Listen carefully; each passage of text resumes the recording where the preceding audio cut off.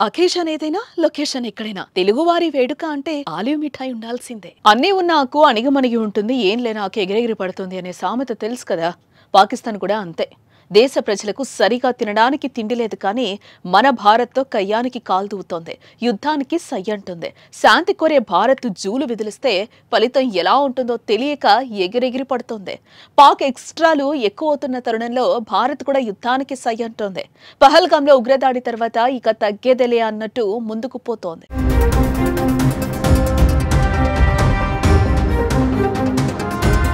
వారొస్తే one side చేసేందుకు మన త్రివిధ దళాలు సిద్ధమవుతున్నాయి. ఇప్పటికే యుద్ధానికి ఎప్పుడైనా రెడీ అంటూ ఇండియన్ ఆర్మీ పోస్టు చేయగా, సముద్ర జలాల్లో క్షిపణులను పరీక్షించి సముద్ర జలాల్లో ఎప్పుడైనా ఎక్కడైనా భారత ప్రయోజనాలను కాపాడేందుకు ఇండియన్ నేవీ సిద్ధమవుతోంది.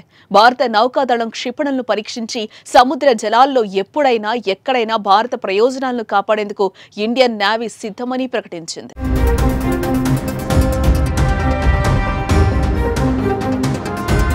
3 రోజుల క్రితమే భారత్ ఇదే సముద్రంలో medium range surface to air missile తో సీ స్కిమ్మింగ్ పరీక్షను నిర్వహించింది. Guided missile destroyer INS Surat తొలిసారి గగనతలంలో వస్తున్న లక్ష్యాన్ని ఛేదించింది.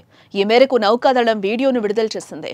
సముద్ర మార్గంలో రాడార్లను తప్పించుకోవడానికి నీటిపై అతి తక్కువ ఎత్తులో వచ్చే డ్రోన్లు, క్షిపణులు వంటి వాటిని సీ స్కిమ్మింగ్ టార్గెట్లుగా పేర్కొంటారు. ఈ ఏడాది జనవరిలో ప్రధాని మోదీ ముంబైలోని నావల్ డాక్ యార్డ్లో ఐఎన్ఎస్ సూరత్ ను ప్రారంభించారు.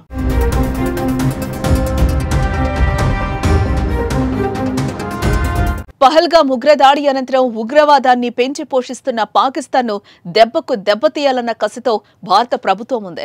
దేశవ్యాప్తంగా ప్రజలు ప్రతీకార జ్వాలతో రగిలిపోతున్నారు. సరిహద్దుల్లో యుద్ధ మేఘాలు కమ్ముకున్నాయి. యుద్ధం ఏ క్షణమైనా మొదలయ్యే అవకాశం ఉన్నట్లు నిఘా వర్గాలు వెల్లడిస్తున్నాయి.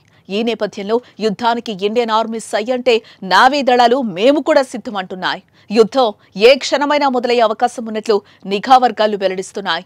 భారత్ పాకిస్తాన్ సరిహద్దుల్లో ఎప్పుడు ఏం జరుగుతుందో ఊహించడం కష్టంగా మారింది. ఇప్పుడు ఇలాంటి సమయంలో మన దళాలు ఎలాంటి పరిస్థితులైనా ఎదుర్కోవడానికి రెడీ అవుతున్నాయి.